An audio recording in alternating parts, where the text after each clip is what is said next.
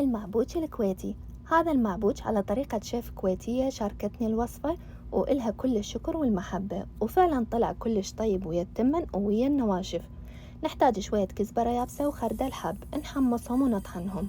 الخضرة نحتاج فلفل حار أحمر، بس أني ما لقيت فخليت بارد، وطلعت شيشتي مايلد مو كلش حارة. ضفت فلفل أخضر حار وبصلة، ونحتاج ليمونة وتكون مقشرة. خليت كل الخضرة بست البيت، وضفت لهم الثوم ومقداره حسب الرغبة، وضفت كاتشب والبهارات المطحونة.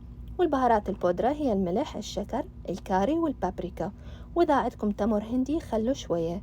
وضفت رشة خل أبيض أو خل التفاح حسب المتوفر، وانطيتهم خلطة سريعة بست البيت حتى ينثرمون وسط مو كلش ناعم.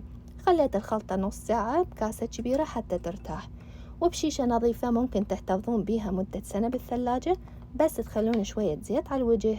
وبس بالعافية.